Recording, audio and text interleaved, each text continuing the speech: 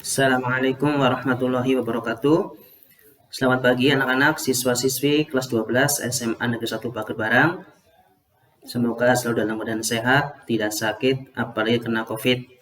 Kita memohon kepada Allah semoga pandemi ini segera diangkat sehingga kita bisa bertemu, belajar seperti sedia kala, bertatap muka sehingga mudah dalam memahami pelajaran.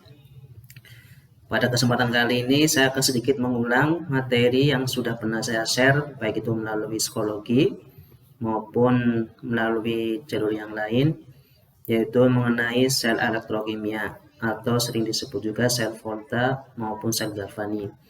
Kenapa disebut sel Volta atau sel Galvani? Karena pertama kali ditemukan oleh Alessandro Volta dan bersama dengan Alessandro Volta, Luigi Galvani juga melakukan hal yang sama.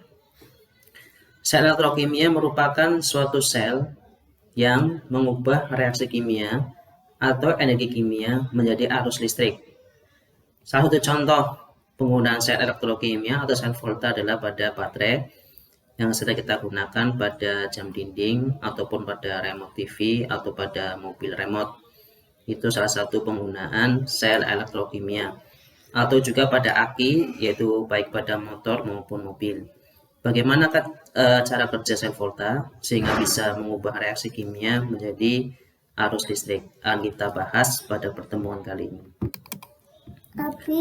Jadi, salah satu penerapan reaksi redoks dalam kehidupan sehari-hari adalah sebagai sumber arus searah.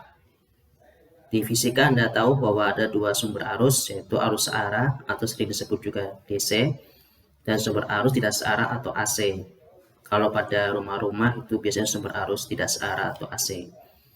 Nah, arus listrik yang dihasilkan itu disebabkan karena adanya aliran elektron yang bergerak pada penghantar. Ini kenapa saya garis bawahi bergerak pada penghantar, karena elektron yang terlibat dalam reaksi redoks itu bisa menghasilkan listrik kalau dikasih penghantar. Akan saya berikan dua buah contoh reaksi redoks. Yang pertama adalah Ag plus bereaksi dengan Cu. Kalau tandanya aqueous berarti dia bentuknya larutan. Kalau di simbolnya S berarti dia padatan. Kalau boleh saya ilustrasikan, ini larutan Ag plus, tidak berwarna, tapi ini saya gambarnya putih ya, karena di PowerPoint mencari yang gambarnya bening agak susah. Jadi ini bening, tidak berwarna. Kemudian ada logam Cu, kita tahu logam Cu berwarna coklat. Ya. Di logam Cu, padatan, ini padatan, akan saya celupkan pada larutan Ag yang tidak berwarna. Setelah saya celupkan atau kita celupkan, kemudian ditunggu beberapa saat, maka terjadi perubahan sebagai berikut. Yang tadinya larutannya tidak berwarna, berubah menjadi biru. Warna biru ini disebabkan karena logam Cu itu berubah menjadi larutan Cu2+. Cu2+ itu warnanya biru.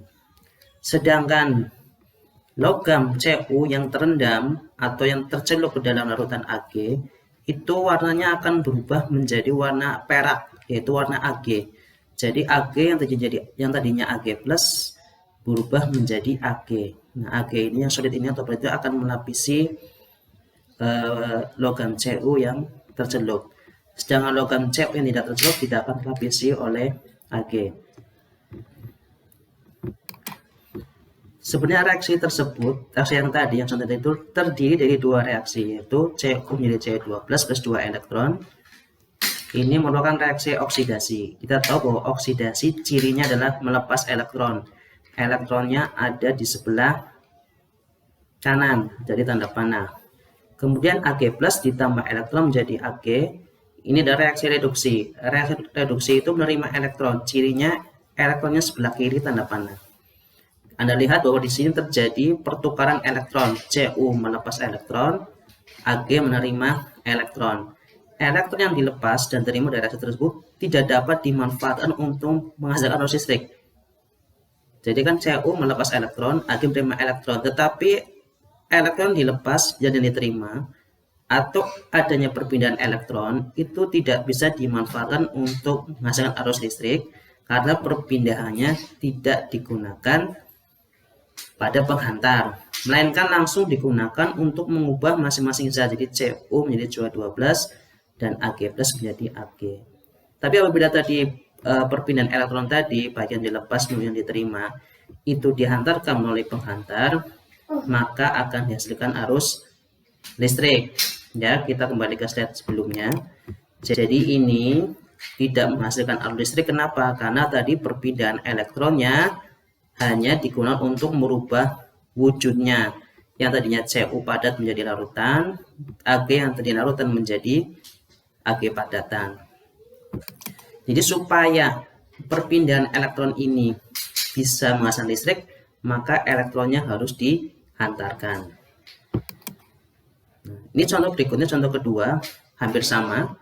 Cu, lautan Cu warnanya biru, direaksikan dengan logam Zn, seng bukti. Setelah dicelupkan logam sengnya ke dalam lautan Cu, maka yang terjadi adalah lautan Cu yang tadinya biru menjadi bening atau berwarna karena sudah diambil alih oleh Zn. Kemudian logam Zn yang tadi tercelup akan berubah menjadi warna coklat karena logam Cu-nya, lautan Cu-nya menjadi logam Cu. Jadi hampir sama dengan reaksi yang pertama. Jadi ini perpindahan elektronnya tidak menghasilkan listrik karena perpindahan elektronnya tidak dihantarkan melalui penghantar.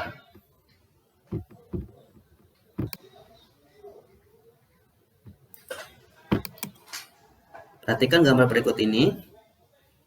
Ya. Reaksi yang tadi antara Cu dengan Zn, kalau tadi yang pertama, saat sebelumnya itu dilakukan dalam satu wadah, pada saat yang sama kita lakukan pada dua wadah. Ya.